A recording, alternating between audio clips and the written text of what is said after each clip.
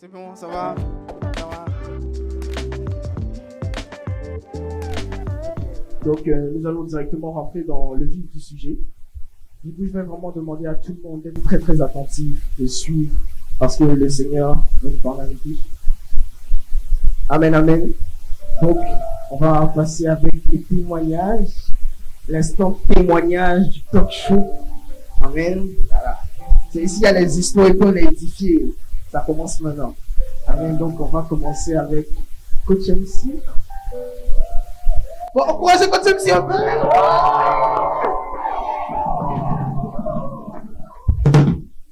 Amen. Amen. Vous m'entendez? Ok. Amen. Merci. Merci pour l'occasion que vous avez de partager mon témoignage. Vraiment que le Seigneur prenne le contrôle de ce moment parce que je suis sûre que je suis stressée. C'est une lionne. Alors, j'ai combien de temps? 15 minutes. Ok, d'accord. Donc, je vais répondre. Avant que tu commences, je voudrais dire aussi qu'il y a des feuilles qui circulent pour tous ceux qui ont des questions. Donc, il suffit juste de lever la main. Ça peut être des questions anonymes. Voilà, parce qu'on veut respecter votre identité, c'est bien sûr. Donc voilà, donc il suffit juste de lever la main, vous écrivez votre question, les feuilles circulent. Donc voilà, donc on va rentrer. Ok, alors j'ai grandi dans une famille chrétienne avec ma mère. Mes parents étaient divorcés depuis que je suis petite, donc j'ai pas vraiment avec mon père. Et donc j'ai vécu pratiquement toute ma vie avec ma mère. Et c'était ma meilleure amie, c'était vraiment ma meilleure amie. On était ensemble, on dormait dans le même lit. Et je me rappelle que depuis mon plus jeune âge, ma seule prière, même si je ne connaissais pas Dieu, je disais, Seigneur, garde ma maman, donne-lui ans. C'était vraiment, vraiment ma seule prière. Donc j'ai grandi dans ce environnement-là. Et puis en 2014, ma mère est tombée malade. Elle est tombée malade et puis en fait, ça a commencé en octobre 2014. J'ai eu un rêve où dans le rêve, j'ai vu que ma maman est décédée. Donc quand je me suis levée, en fait, je connaissais le Seigneur, mais vous voyez les chrétiens du dimanche. Donc tu aimes vraiment le Seigneur parce que j'étais catholique, donc je fais la catéchèse, machin, je fais tout le processus normal. Et donc tu pries notre Père, tu fais les unes chapitres ici et là. Et tout vite fait quoi, mais bon, tu te dis c'est un rêve. Mais bizarrement, ce rêve-là, je l'avais déjà fait il y a peut-être des années auparavant, mais quand je l'ai fait cette fois-ci, j'étais pas tranquille, j'étais pas en paix. Mais je ne savais pas vraiment comment prier. Donc j'ai fait une prière, vite fait, Seigneur, garde ma maman, pardon, tout ça. Et puis, je lui ai dit, ah maman, voilà le rêve que j'ai fait. D'habitude, elle me dit, oh toi, tu as trop mangé. Ou bien, genre, quitte là-bas, j'en sais rien et tout ça. Mais cette fois-ci, quand je lui ai dit, elle n'a pas répondu. Donc ça m'a un peu troublée, mais bon, après, j'ai continué comme ça. Et toute la période, j'étais vraiment troublée. De octobre 2014 jusqu'à peut-être décembre. Et la maladie de ma mère s'est empirée. Et j'étais au travail un jour. Et elle m'a appelé. Bon, ça, vous voyez, vous êtes malade, ça va un peu. On dit c'est un palu. Hein. C'était un simple palu. Ça va bien, ça va pas bien, ça va bien. Vous êtes tango dedans. Et puis, un mardi 2 décembre, elle m'appelle. Et puis, elle me demande, parce que ma grand-mère restait avec elle. Donc, elle me demande... qu'est-ce que je veux manger à midi et tout, pardon, le soir. Donc je lui dis ouais qu'il y a foutou, moi je veux manger foutou et tout ça. Elle me dit ok. Quand elle m'a appelé, en fait, sa voix était normale. Je rentre le soir, c'est bizarre. Ma mère a pratiquement perdu, genre la faculté, elle peut plus parler. Elle peut plus parler et tout. Et genre littéralement, je la vois en train de partir. Et elle est avec ma grand-mère et puis son mari à l'époque. Et arrivé à un moment, je lui parle, je dis maman, reste avec ma maman, reste avec moi. Et puis, c'est fini quoi, genre, elle parle pas. Et puis à un moment, c'est comme si elle s'évanouit. Donc sur le champ, on essaie de la prendre pour la sortir, pour l'emmener à l'hôpital. Et elle est super lourde. Donc à peine on arrive à la sortir de la maison. Quand on arrive à la sortie de la maison, là, franchement, mon beau-père, il est paqué quoi. Il est vraiment paqué, mais il n'arrivait pas à la prendre. Et moi, j'ai su qu'elle était. J'ai dit non, que maman est partie. On dit non, faut pas dire ça. Donc, on fait appeler les voisins, ils arrêtent un taxi, on descend parce qu'on habitait dans un immeuble. On descend et là, on monte dans le taxi et genre, je laisse sur mes pieds. Je laisse sur mes pieds. Je sens son cœur battre. Mais les gars, je sais qu'elle est partie. Elle était genre, mais glacée. Donc, on va dans une clinique qui est juste à côté de la maison. On arrive là-bas, on dit la clinique est fermée. Wow. Ok. On prend la route, on va au CHU de Cocody, on arrive aux urgences. Les urgences sont fermées. Non. On va maintenant dans la troisième clinique. Et là, quand on arrive, on la dépose sur le lit. Et les gars me disent, genre, elle est morte, quoi. Donc, je me dis, c'est juste pas possible, quoi. Parce que si vous voulez, toute ma vie, j'ai grandi. Je ne savais pas vraiment ce que je voulais dans ma vie. Tout ce que je savais, c'était que je voulais rendre ma mère heureuse. Parce que j'ai vu les sacrifices qu'elle a eu à faire pour moi. Elle a fait beaucoup de choses. Elle s'est occupée de moi. Fonctionnaire de l'État, vous savez que les fonctionnaires ne gagnent pas plus de 500 000. Mais malgré son petit salaire, là, elle m'a donné tout ce dont j'avais besoin. Elle s'est battue pour que je parte dans l'école de mes rêves. Tout ce que je voulais, ma mère m'a donné. Donc pour moi, en fait, le Seigneur m'avait créé pour rendre ma mère heureuse. C'était ça le but de ma vie. Donc du coup, bon, elle n'est plus là. Déjà, je ne réalise pas qu'elle n'est plus là. Et vous savez, comment on appelle ça, les cérémonies, machin, funérailles, tout ça. Et en fait, là, le temps où moi je réalise que ma maman n'est plus là, c'est quand tout est fini, après les funérailles et tout ça, et tu dois rentrer à la maison. Parce que généralement, je vous dis, ma mère et moi, on était comme ça. Donc au travail, je venais de commencer un boulot et j'avais une patronne qui me fatiguait. Donc quand c'est chaud là, je sors du bureau et puis j'appelle ma maman, puis on critique ma patronne et puis on rit. Vous voyez. Donc, et le soir, quand tu es stressé au bureau, quand tu rentres à la maison, c'est elle qui ouvre la porte pour toi. Donc vous venez vous causer. Et c'est un peu comme vraiment, c'était mon havre de paix. J'ai pas forcément grandi. Je ne vais pas dire que je viens d'une famille nantie, je viens d'une famille modeste. Mais je vous assure que j'ai grandi avec des gens qui étaient toujours plus riches que moi. C'est-à-dire riches en termes de... Ils habitaient dans une grande maison, ils voyageaient, ils partent en France chaque vacances et tout. Moi, j'ai pas grandi avec ça. J'ai grandi avec ma maman dans un petit appart. Mais les gars, la joie, en fait, la joie et puis la paix qu'il y avait dans notre maison, ça vaut tous les trésors du monde. En fait. Amen. Donc, c'était mon havre de paix. Donc, imaginez, là, je rentre à la maison et je sonne, il y a personne qui vient ouvrir. Il n'y a personne qui vient ouvrir. Quand j'arrive même à la maison, je ne peux pas monter les escaliers. Parce qu'en fait, je vois toute la scène de comment elle est décédée. Et donc, ça continue à me hanter. Et je suis passée par une période de dépression. J'étais vraiment perdue. Je voulais arrêter le travail. Parce que pour moi, en fait, franchement, Dieu m'a créé pour rendre ma mère heureuse. Ma mère n'est plus là, je ne sers à rien, en fait. Donc, après, on me paye, les gars, ça fait mal. Et je venais à peine de commencer à travailler. Tu commences à travailler et on te paye, tu as beaucoup d'argent. Mais l'argent ne peut pas ramener ta maman. L'argent ne peut pas ramener ta maman. Et c'est là que tu te rends compte que, en fait, les choses après lesquelles on court là, ça ne vaut rien. Parce que ça ne sert à rien d'avoir l'argent, ça ne sert à rien d'avoir toutes ces choses-là. Et puis, tu n'as personne à qui partager. Et moi, dans mon cas, c'était ma mère. Dans mon cas, c'était ma mère. C'était mon Dieu sur terre.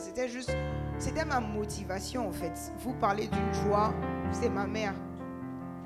Donc voilà, c'est comme ça qu'elle est décédée et chaque nuit, en fait, je revoyais le film de sa mort. Donc j'arrivais pas vraiment à dormir et je faisais plein de cauchemars. Je faisais des cauchemars dans le style, quand je me couche, je la vois en fait genre au cimetière avec d'autres morts ou bien après je la vois dans un hôpital mais elle est comme un zombie. Et c'était comme ça. C'était vraiment comme ça. Et le truc avec ma mère, c'est que ma mère aimait beaucoup le Seigneur. Et je lui disais à chaque fois que si Jésus revenait, c'est elle qui venait chercher directement. Parce que c'est son affaire de Jésus. Et donc, j'étais dans une période, j'étais perdue parce que tu as l'impression en fait que toute ta vie est chamboulée parce que je sers à quoi en fait? La personne pour qui on me travaille, on me donne l'argent, je fais quoi avec l'argent? Je sais pas, je fais quoi avec l'argent qu'on me donne au travail. Quand je rentre à la maison, je parle avec qui? Ma maman, c'était ma meilleure amie. Donc bon, j'ai décidé de rester quand même dans la maison dans laquelle on était, avec mon beau-père. Mais en fait, ce qui se passait dans mon cœur, c'est que je ne pouvais même pas exprimer ma douleur. Je n'arrivais pas à exprimer. C'était dans ma tête, c'était dans mon cœur. Et le souvenir que j'ai de ma maman, c'est Jésus. Malgré les problèmes qu'elle avait, chaque fois qu'il y avait des difficultés, elle me disait, prie, prie, prie, Jésus, Jésus. Donc à ce moment-là, moi, je suis retournée vers le Seigneur. Je dis, écoute, j'ai grandi avec ma maman. Il n'y avait personne c'est toi. Quand elle avait un problème, c'est toi qui l'as aidé, c'est toi qui as fait toutes ces choses. Donc là, moi, vraiment, c'est difficile pour moi. Aide-moi. Parce que cette douleur, je pense pas que je puisse vivre avec cette douleur-là. Et c'est comme ça que j'ai prié. Donc, franchement, j'étais en mode genre, Joe, Seigneur, même là. Ma maman priait beaucoup. Est-ce qu'elle est partie au paradis ou est-ce qu'elle est partie en enfer? Parce que franchement, de toute façon, elle a souffert dans sa vie. C'est parti en enfer. C'est que c'est bon. Bref, les gars, en fait, j'ai commencé à prier. J'ai commencé à me décharger sur le Seigneur. Je lui disais, aide-moi, guéris-moi. Parce que je peux pas en fait. Je peux pas vivre ça. Je peux pas vivre sans ma mère. Je peux pas vivre sans ma mère. Et puis derrière, est-ce que cette affaire de paradis, enfer, c'est vrai? Elle est morte, elle est partie où? Est-ce qu'elle est partie au paradis? Est-ce qu'elle est partie en enfer? Je me posais toutes ces questions-là et j'étais troublée. J'étais devenue comme ça. J'avais maigri, j'ai coupé mes cheveux. Bref, les gars, c'était chaud. Et puis, elle est décédée le 2 décembre 2014. Et je crois qu'en en 2015, je ne me rappelle plus trop du mois. Un soir, j'étais couchée. En fait, je somnolais, je ne dormais pas vraiment. Et puis, arrivé, il y a eu quelque chose. C'est comme si j'ai commencé à entendre une musique. Mais dans la chambre où j'étais, il n'y avait pas de radio, il n'y avait pas de télé. J'ai entendu une musique, mais je sais que c'est une musique divine parce que c'était pas genre coupé, décalé ou bien c'était pas ça. C'était une musique avec des voix, genre des harmonies, mais c'était un truc de ouf. Et à ce moment-là, je somnole, mais j'ai conscience de l'environnement. Donc je vois autour de moi et j'entends une voix, mais une voix vraiment audible qui me dit, ma fille, ne t'inquiète pas, ta mère est avec moi. Et en fait, je sens une forte présence dans la chambre et je sais que c'est le Seigneur qui me parle. Mais je vous assure les gars, il n'y avait pas de radio, il n'y avait pas de télévision, mais il y avait la musique dans la chambre avec l'harmonie. Et puis la voix était tellement haute, c'est-à-dire une voix mais paisible. Et j'ai senti une grosse paix dans moi. Il y avait une joie et c'est à ce moment-là que ma guérison a été faite. Et c'est à ce moment-là que... En fait, j'ai dit, donc la fête de Jésus, là, c'est vrai quoi. Parce que tu peux entendre parler de Jésus, tu peux venir à l'église, mais tant que tu n'as pas une expérience, une rencontre personnelle avec lui, tu ne peux pas. Et c'est de là, en fait, que est partie ma soif pour le Seigneur. C'est à partir de là que j'ai été guérie. Et je vous assure que de la personne qui pleurait chaque fois, comme moi je suis, vous me voyez rire, mais quand je suis stressée, je casse. Je prends les trucs, je casse mes téléphones, je casse les verres. Et c'est comme ça que je me défoulais. Donc je passais mon temps à casser les trucs. Et c'est comme si quand j'ai entendu cette voix-là, j'étais rassurée et j'ai compris. Le Seigneur m'a expliqué, la vie c'est comme, vous voyez, vous prenez le transport, vous prenez tous les wow. Quand vous prenez le wow, chacun a sa destination. Donc peut-être la destination finale c'est d'aller à Cocody. Mais sur la route, en fait, il y a d'autres qui descendent. Parce que eux, leur destination n'est pas à Cocody. Peut-être on vient de Vase d'Honneur. Donc tu vas à Cocody, tu vas passer par exemple par la Farandole, tu vas passer par exemple par le carrefour de la vie. Et il y a des gens qui descendent à la Farandole, il y a des gens qui descendent au carrefour de la vie. Et le Seigneur m'a expliqué que c'est ça la vie. Chacun a une destination, mais on n'a pas tous la destination. Donc arrivé un moment, il y a des gens qui vont descendre. Mais ces gens-là, eux, s'ils ont accompli ce pourquoi Dieu les a créés, ils vont au paradis. Mais et toi? Et j'ai compris qu'en fait, ma mère avait fait son travail. Parce que si je suis là aujourd'hui, c'est parce que ma maman a prié 24 ans pour que je me convertisse. Du temps où elle était là, j'aimais Dieu, mais les choses du Seigneur ne m'intéressaient pas. Ça m'ennuyait en fait. Les chrétiens étaient super ennuyeux pour moi. Et il a fallu qu'elle parte pour que je comprenne l'importance de Jésus dans ma vie. Amen. Voilà. Waouh. C'était très puissant témoignage, très émotif, rempli d'émotions. Et je pense vraiment on voit à quel point le Seigneur est là pour ceux qui ont le cœur brisé. La Bible dit qu'il est là pour ceux qui ont le cœur brisé, ceux qui ont l'esprit dans l'abattement. Et en fait, les docteurs peuvent dire il te faut des années pour guérir d'une telle blessure. Mais lui, il est venu dans sa chambre et il a rétabli son cœur. Le Seigneur ne fait pas, il fait pas un process, tu vois, il va pas te dire bon, on va se voir 6 séances, enfin, il peut le faire. Mais quand lui, il agit, c'est concret. Tu vois, c'est pas des trucs où les psychologues vont essayer de te parler, puis tu n'es pas sûr que tu vas t'en sortir, quoi. En fait, tu mets pas ta vie entre les mains d'un homme. Tu mets ta vie entre les mains d'un Dieu. Du Dieu. Amen. Et il est toujours là, en fait. Tu vois, tu peux prier, peut-être aujourd'hui tu vas pas le voir, mais sache qu'il y a un carrefour où vous allez vous croiser. Et à ce carrefour, il va répondre à tes problèmes. Et il va te guérir. Amen. Donc mon coach MC, ton témoignage était très puissant, très émotif. Et j'espère que les feuilles circulent pour ceux qui ont des questions. Il vous suffit juste de lever la main. Voilà. ceux qui ont des questions, ceux qui veulent poser des questions à Coach MC. Amen. Donc là, on va passer à Tata Stéphanie pour son témoignage. Wouh!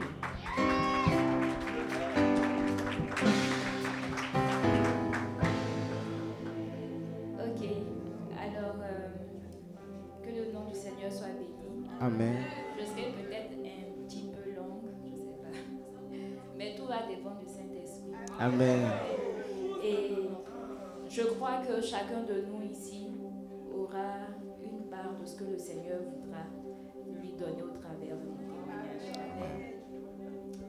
Donc en faisant mon témoignage, je vais faire peut-être des petits commentaires, je ne sais pas. Alors, moi, mon témoignage, je commence à partir de la classe de seconde. Après ma seconde, les premiers événements ici en Côte d'Ivoire, quand il y a eu le coup d'État, je suis partie en France continuer mes études. Et j'ai grandi dans une famille chrétienne, voilà. Mais le truc, c'est que quand je partais à l'église, pour moi, faire le culte, c'était le moment de la louange. C'est-à-dire que quand on venait à l'église, l'adoration, le message, c'était pas ça pour moi le culte. Quand je viens et que je danse, voilà, c'était ça le culte. Et donc, au moment de quand je ratais la louange, je n'avais pas fait le culte. Au moment du message, je dormais ou je sortais, voilà. Donc, Il y en a ici, hein? Il y en a ici, ils ne suivent pas trop. Ils sont là juste pour danser, faire le show. Donc le Seigneur est en train de parler à quelqu'un. Amen. C'était donc l'ambiance qui m'intéressait. Je me disais, oui, mon relation avec le Seigneur, que j'en avais pas en fait. Pourtant, je me réveillais à 4 heures pour prier. Mais je me réveillais, mais je priais pour prier en fait. C'est plus tard que je me suis rendu compte que, en fait, je n'étais pas connectée réellement au Seigneur. Et dans cet environnement, j'ai grandi, je suis partie en France. Les premières années, bon, j'ai cherché une église, je partais à l'église. Et après, je suis allée en fac de médecine. Et j'étais fatiguée. J'avais tellement bossé. J'étais à Besançon. Et mes frères étaient à Lyon. Donc les week-ends, je partais, je descendais sur Lyon. Alors j'ai dit à mon frère, les examens et tout, ça m'a trop fatiguée. J'ai envie de me défouler. Depuis que je suis en France, je ne suis pas encore sortie. Allons en boîte de nuit. J'étais chrétienne, mais je partais en boîte de nuit. Parce que pour moi, aller en boîte de nuit, c'était pas mauvais. Je partais avec mes frères ou en famille et on s'amusait entre nous. Jusqu'à ce que plus tard, le Seigneur m'explique pourquoi c'était pas bien d'aller en boîte de nuit. Et donc, quand on est parti, bizarrement, je refoulais tous ceux les garçons qui essaient de venir danser et tout avec moi, sauf un. Voilà. C'est le 1. Voilà. Le 1. Le 1 qui fait la différence. Voilà, le 1 qui a fait la différence. Et qu'est-ce qui s'est passé? Quand je l'ai vu, j'ai vu qu'il m'a dit qu'il venait de la Côte d'Ivoire. Donc, je me suis dit, eh ben tiens! C'est la famille, yes! C'est le sang. Voilà. Donc, j'ai pas pensé à me mettre en couple, en relation avec lui, mais j'ai plutôt pensé à quelqu'un que j'allais prendre comme meilleur ami. Donc, je disais, moi, j'ai toujours voulu avoir un meilleur ami, donc lui sera mon bon pote. Yes. Et donc, à chaque fois que je venais à Lyon, il y a un ami de mon frère qui me disait, mais le gars en question, il est intéressé, c'est comment?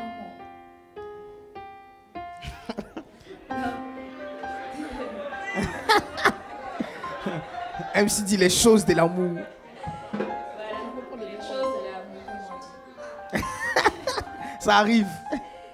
Donc, bon, à force qu'il répète, je me suis dit, bon, pourquoi pas, je vais demander au Seigneur. Oh, ça c'est dangereux. Et donc, une fois je suis venue à Lyon, et quelle est la question que j'ai posée au Seigneur pour savoir si c'était mon mari? J'ai dit, bon Seigneur, je suis à Lyon. Je vais prendre le train pour arriver à Besançon. Si le gars en question m'appelle avant que j'arrive à la gare de Besançon, je sais que c'est... Ça, c'est les amusements. Donc vous devez savoir que le diable est là aussi. Voilà. Il n'y a pas que Dieu. Donc chacun a son oreille dans l'affaire. Donc, vous voyez, le diable aussi l'a entendu. Voilà. Et je n'ai pas posé en fait la bonne question.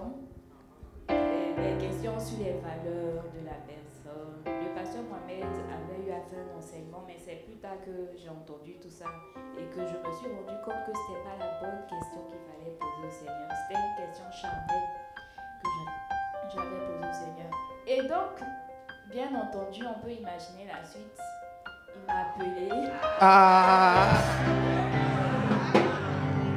El Diablo est passé. El Diablo. Donc j'ai dit, ah ben ok, c'est bon, c'est que c'est mon mari. Donc je me lance dans la relation. J'avais toujours mes valeurs. Au départ, je partais à l'église et tout. J'avais toujours mes valeurs, non, pas de relation sexuelle avant le mariage et tout, et tout, et tout.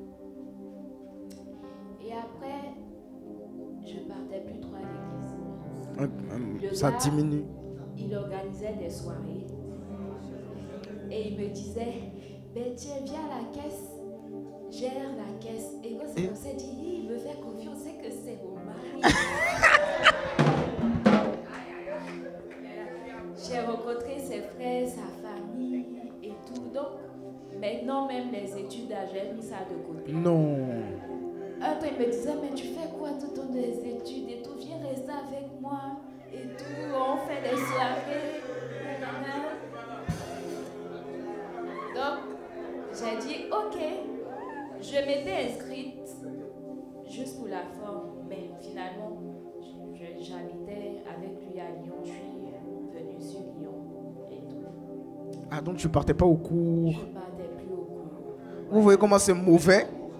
Ah, on dit ne rêvez pas l'amour avant le temps. Les gars, le futur. Allons à l'école, s'il vous plaît. Et donc, je partais plus à l'école. J'habitais pas avec mes frères aussi. Je partais chez lui ou chez ses parents parce qu'il avait un enfant à l'époque et il devait avoir la garde de l'enfant. Donc, il est parti vivre avec sa mère. Et moi, on m'avait donné les doutes de la clé. Je me dis non, ça là, c'est le foyer qui est là comme ça. Mais bizarrement, étant là-bas, j'étais bon père. Des choses même que je ne faisais pas chez mes parents, préparer. En tout cas, je me retrouvais en train de faire ça et tout. Nettoyer la maison, toujours comme une boniche. Bon, bref. Mes copines autour de moi m'interpellaient. Je disais, oh, ça c'est la jalousie. Vous êtes jalouse de mon foyer parce que vous n'êtes personne, vous êtes jalouse. Mes oreilles étaient fermées en ce moment-là. J'avais arrêté de prier. Mais en temps, qu'est-ce qui s'est passé? Le gars, il me faisait des misères après. Un temps, il m'a dit, mais tu sais quoi? Moi, je suis un homme, j'ai des désirs, j'ai des envies. Et donc, si tu ne veux pas qu'on ait des relations sexuelles, permets-moi d'aller ailleurs, mais tu es ma femme, quoi. Wow. L'homme est mauvais. El Diablo est mauvais. El Diablo. Et j'étais là. Après tout ça, ça a commencé à tromper dans la tête. Je dis, mais attends, mais c'est qui va me tromper? Mais moi, je veux pas qu'il me trompe et tout. Bon, après, je suis rentrée en vacances à Abidjan. Et puis, quand je suis rentrée même, je venais me baptiser. Mais parce que j'avais fait une promesse au Seigneur que j'avais pas honorée. J'avais dit, si j'avais mon bac, j'avais fait le baptême. Moi, mais il savait que je venais me baptiser. Mais il savait qu'après ça, je partais commettre l'impudicité. Et donc, je suis retournée et c'est comme ça, on a commencé à vivre dans le péché et tout. Mais les choses qui devaient pour moi aller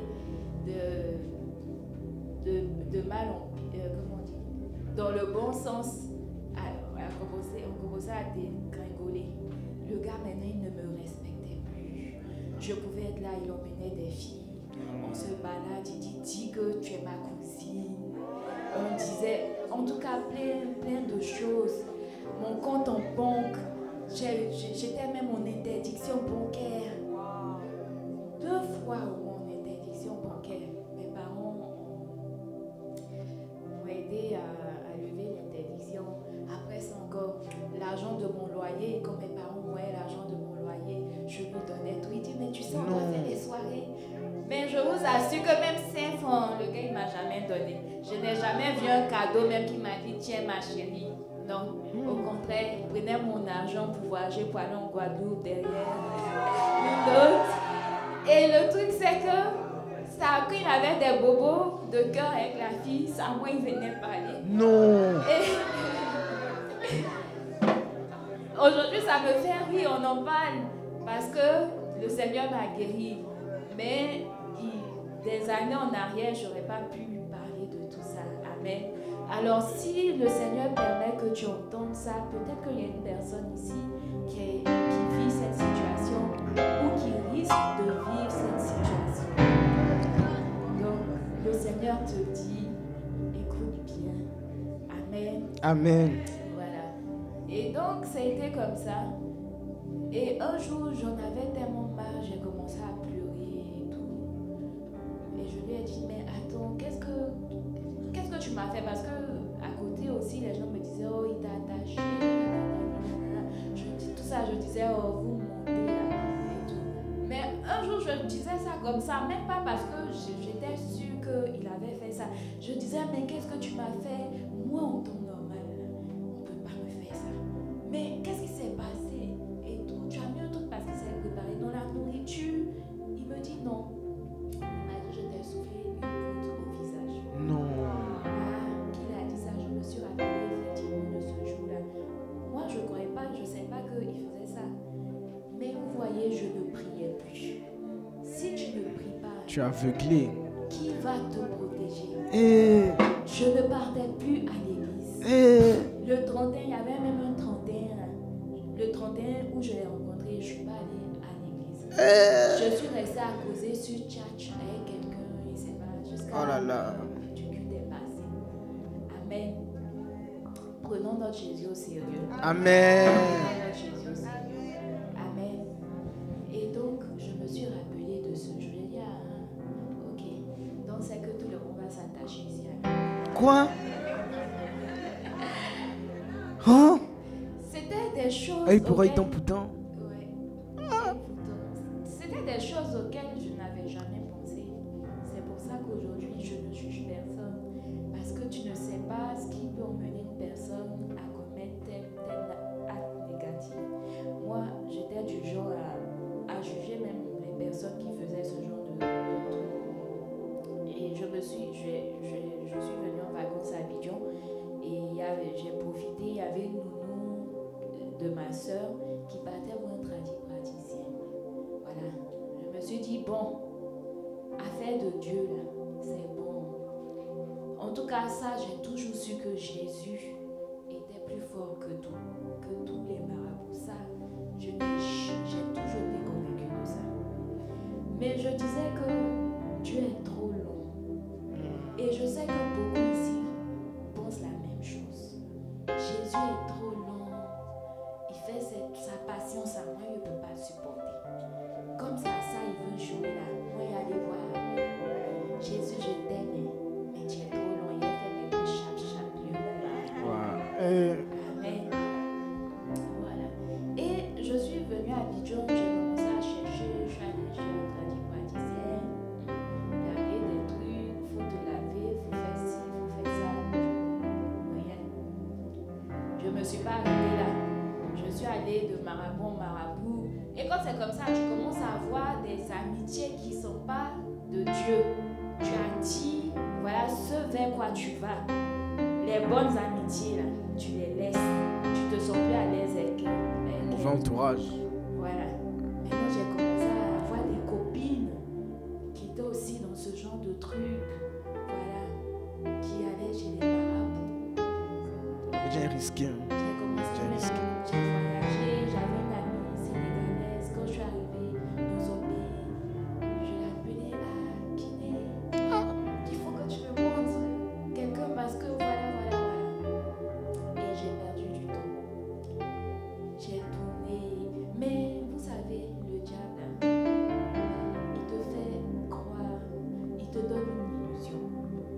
comme ça j'ai trouvé aller de ma chercher des solutions de par moi-même. Un moment, je suis rentrée sur Abidjan, la relation n'a pas marché. Mes mêmes copines, elles ont commencé à dire, mais tu sais quoi, pour oublier un gars là, il faut sortir avec quelqu'un d'autre. Tu vas l'oublier. Ça, c'est des mauvais conseils. Les mauvais conseils. Mais je sais qu'il y a des personnes à qui on a dit ça ici. Mais c'est un mensonge. Et donc, comme avec lui, ça n'a pas marché, j'ai rencontré après une autre personne. J'ai dit, bon, je vais essayer. Peut-être que si je me mets avec lui, je vais l'oublier. Mais là, c'est moi qui serai la première à l'attacher avant qu'il me file. Donc, attachement.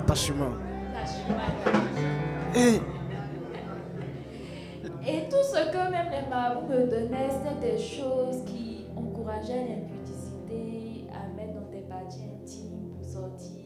Il faut aller après casser des trucs au carrefour au milieu de la route. Franchement, c'était... des faut complications. 4 aller chercher une plante, je sais pas. Et moi, j'étais du genre déterminée. Quand je veux quelque chose, je mets tout à ma disposition pour y arriver. Et donc, j'allais de mal en pire. Voilà, de mal en pire. Ça faisait toujours comme si ça allait marcher, mais ça ne marchait pas. Pourquoi? Parce que je voulais me marier. Pour moi, j'ai fait tout ça parce que c'est le mariage. Ça, c'est moi. Mais il y a d'autres, ça peut être parce qu'ils aiment la gloire, ils aiment l'argent, ils aiment qu'on les apprécie, ils veulent avoir les meilleurs amis du monde, que tout le monde soit à leur pied. Ça, c'est moi mon témoignage. Mais si Dieu permet que tu entendes, il faut regarder ce que tu aimes le plus. C'est par ça que le diable peut passer. Pour d'autres, pour l'argent, ils peuvent laisser la main de Dieu.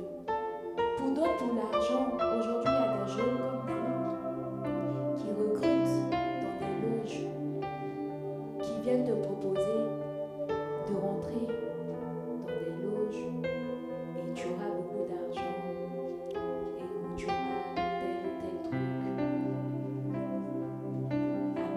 Amen. Amen. Donc, c'est ça. Et j'ai continué comme ça. Après, j'aurais rencontré une autre personne. En tout cas, j'ai quitté même la maison familiale chez mes parents parce que tout ça, on me disait, ah, ta maman, elle met des trucs, ça gâte les médicaments. Mais en fait, c'était les prières. Moi, je savais que c'était les prières parce que comment elle priait beaucoup. Je savais que c'était les prières. Donc, Le Seigneur agit. le Seigneur agit. J'ai quitté la maison, je ne participais plus aux prières, mais je ne savais pas mélanger. C'est soit je suis de l'autre côté, soit, voilà, genre mélanger, faire semblant. C'est un truc que je n'ai jamais su faire. Donc j'ai préféré quitter. Et maman, elle nous donnait beaucoup de livres chrétiens, des enseignements et tout. Mais je ne les jetais pas parce que quelque part j'avais peu peur de Dieu. Donc je les ai mis dans ma maison d'un coin là-bas. Caché. Voilà, où je n'allais jamais, en tout cas où personne n'allait pas tomber. Et après, c'est comme ça, j'ai rencontré encore une autre personne, après un dernier. Et je me suis dit, mais finalement, je veux me marier, mais à force de rencontrer, de sortir tête là, finalement, ça sera plus ça, on finit par m'étiqueter comme, voilà, une fille de mauvaise vie, alors que c'est pas ce que je veux. Donc j'ai commencé à me poser des questions et tout. Même la dernière relation dans laquelle j'étais, c'était la même chose. Quelqu'un est venu alors qu'il était marié, je sais pas, il m'a fait croire que non. C'est en fouillant dans ses affaires que j'ai vu. Donc tout ça là, j'ai dit bon, c'est bon.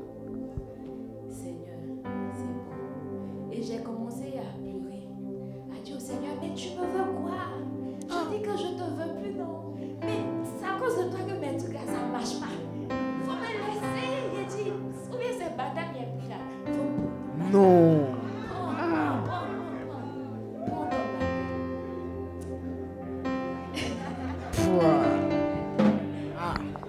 Le baptême, c'est une alliance. Hein. Or que Dieu, il laisse pas son mariage. Il laisse pas. C'est son alliance. Donc finalement, à force de tourner, et j'aimais bien connaître l'avenir et tout. Donc je faisais tout pour faire les boîtes d'avenir avec les marabouts là. Et il y a un dedans qui me disait, je vois deux grands médicaments qui sont en train de se battre. Il y a un qui veut prendre la première place, il y a l'autre, mais les deux sont lourds. Donc, c'est qu'il y a su, il y a un qui a bon. Mais au fond de moi, je sentais que c'était la lutte qui était dans mon cœur. Parce que j'avais commencé à me demander qu'est-ce que je fais. Je reviens au Seigneur, ou bien je continue. Que j'ai quitté Jésus, pas parce qu'il n'est pas fort. J'ai toujours su qu'il était plus grand que tout. Même tous les marabouts réunis, c'est sa patience que je n'ai pas supportée. Et là, je me rends compte que c'est la même chose encore. Puis, et là-bas, il faut dépenser de l'argent chaque jour. On te dit qu'il faut faire des sacrifices. C'est un faux way. Voilà. Un faux Donc, truc, même. Est-ce que c'est pas mieux de venir au Seigneur? Donc lui-même quand il m'a dit ça là, je lui ai dit ok, il essaie de quoi il s'agit. Donc après je l'ai appelé, je lui ai dit tu sais quoi, je me rappelle de quelque chose qu'un homme de Dieu a dit à ma mère, que tes enfants, il faut les laisser. Dieu dit il faut prier pour autre chose. Ils vont tourner, ils vont revenir. Toi, La parole est lancée. la parole pris par rapport à autre chose. Donc j'ai appelé le marabout en question. J'ai dit, tu sais quoi, si moi je suis venu faire ça, c'est pas parce que je ne crois pas en Jésus. Jésus, là, il sait qu'il est plus fort que ça, c'est à cause de la passion. Mais depuis, on fait des trucs, on voyage, on va au Burkina, on va au Sénégal. Wow. Tu me dis, donne 500 000, donne, je suis fatiguée. Je crois que c'est mieux de revenir à Jésus qu'aujourd'hui. Il est effacé ton numéro pour peut-être tomber de revenir. Mais il est retourné, je crois, à Jésus. Amen. Et quand je suis retournée à Jésus, j'ai cherché tous les livres que maman m'a donnés. Ah, Voilà, il y avait des livres. la semence a porté son fruit. Voilà, des délivrances. J'ai commencé à faire selon ce qui était dans les livres, des trucs comme ça. Et je me rappelais, donc tout ça, j'ai une de mes cousines qui est aux États-Unis, qui s'appelle Corinne. Quand elle venait à Abidjan, elle m'obligeait à partir à Basel, c'était à Cocody. Toujours elle me disait allons. Je fuyais, je tournais. Jusqu'à un jour, j'ai dit bon, ton vase d'honneur là même, allons y voir. Et quand je suis arrivée, le pasteur n'était pas là, c'était quelqu'un d'autre. Je me suis assise, j'ai même pas fait 5 minutes.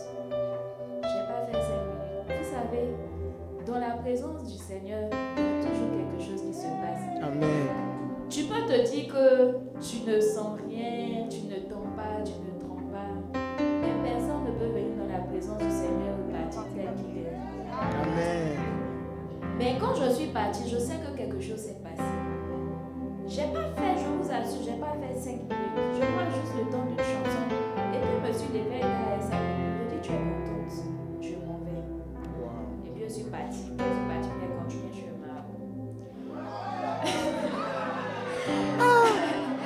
Ouais. Mais ce jour-là, le Seigneur avait planté quelque chose. au Amen. Je n'en avais pas conscience. Mais après ça, il y a eu des moments où je ressentais de prier. Dans ces moments où il est retourné. Et je m'étais rappelée, c'était la seule église finalement que je connaissais. Donc des fois, je venais, je faisais 5 minutes encore. Le temps de m'asseoir, je battais. Je venais et battais. Mais tout ça, là, quelque chose se passait. Amen. Quelque chose se passait. C'est pour ça qu'il faut que tu viennes à l'église. Amen. Même si ça ne va pas chez toi, même si les choses, tu ne les ressens pas comme tu veux, tu viens, tu te dis que c'est toujours la même chose, quelque chose se passe, Dieu remet quelque chose en toi, plus tard tu comprendras. Amen. Et donc c'est comme ça, après 5 minutes, et puis 10 minutes, jusqu'à ce que finalement je laisse tomber, je décide de revenir au Seigneur. Amen. Et voilà. Wouh! Amen. Amen. Donc, j'ai dit un petit truc rapidement. Tata Stéphanie, elle sert à l'église. Voilà, comme vous voyez déjà, moniteur. En plus, elle aide à la décoration, tout ça. Elle est très, très active. Il faut dire qu'elle a changé même. Le Seigneur l'a changé. Le Seigneur l'a transformé. Amen. Et aussi, ce que je peux dire par rapport à son témoignage, pour commencer, c'est que, en fait, le gars en question, elle l'a rencontré dans une boîte. C'est pour vous dire que où tu es, ça détermine qui tu rencontres. Voilà, tu étais dans un lieu diabolique. Tu as rencontré une personne diabolique. Ça vous en dit, il faut El Diablo. Ah. Donc quand elle venait à l'église les 5 minutes, elle rencontrait le Saint-Esprit, le Seigneur. Et il a commencé à transformer sa vie. Tous les à côté, les amis, ça ne sert à rien. Parce que non, ça ne porte pas du fruit. Celui qui porte le vrai fruit là, c'est celui qui est dans cette salle actuellement présent avec nous. C'est le Seigneur Jésus. Amen. C'est lui qui nous fait avancer, aller de l'avant. Sinon, les gars, ils tournent. Ils vont te montrer, ils ont la gloire. Tu vois juste l'extérieur. Mais à l'intérieur, ils ne sont pas en paix. Or que moi, je vous assure, aujourd'hui, je suis en paix. Parce que j'ai le Seigneur Jésus. Les coachs, les bloomers, ceux qui servent, on est en paix. Parce qu'on a le Seigneur. Comme MC a pu dire, il nous a donné la joie. Il nous a donné la paix. La joie fait partie du fruit de l'esprit. Et son fruit est en nous. Amen. Donc nous allons passer aux questions. Est-ce que vous avez bien préparé vos questions? Parce que les gars, aujourd'hui, on se laisse pas. Aujourd'hui, on s'en va. Non, mais je ne vous sens pas là. Ou bien vous êtes trop troublés par les témoignages. Est-ce que vous avez préparé vos questions? Amen. Amen. Donc, on va commencer avec les questions. Ceux qui en ont, vous pouvez toujours lever la main. D'accord. Donc, on va passer à la première question. C'est plus une question pour MC. La personne dit, moi aussi j'ai vécu avec ma mère parce que plus petit mon père a disparu. Mais maintenant grâce à ma mère je sais où il est. Est-ce que le fait que je ne veux pas le voir prouve que j'ai des blessures, sachant que je ne lui en veux pas?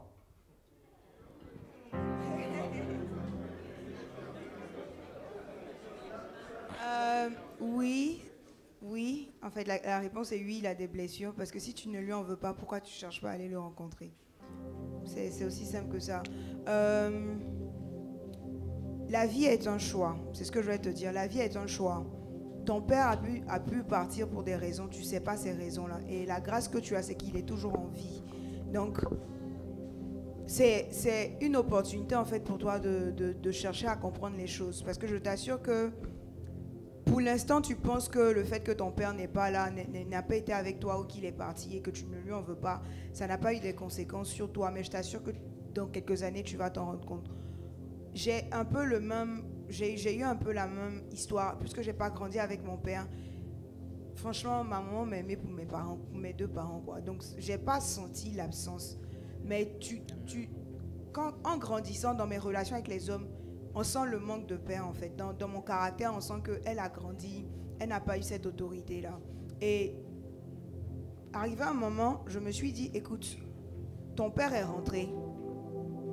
Tu as le choix de rester dans ton coin, de lui en vouloir, ou bien tu as le choix de repartir vers lui et de chercher à reconstruire cette relation que vous n'avez pas eue quand tu étais enfant. Donc c'est vraiment un choix.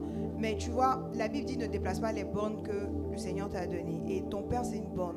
Donc vraiment pour ton équilibre, même spirituel, pour ta stabilité, s'il est encore en vie, il faut que tu retournes vers lui. Fais le pas. Parce que peut-être même que c'est en faisant le pas que lui, il va changer. C'est en faisant le pas que lui va rencontrer le Seigneur. Donc vraiment, si tu peux, va vers ton père. Amen. Amen. Amen, amen.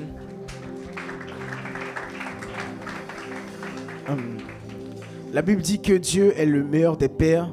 Il est le père par excellence. Donc, voilà.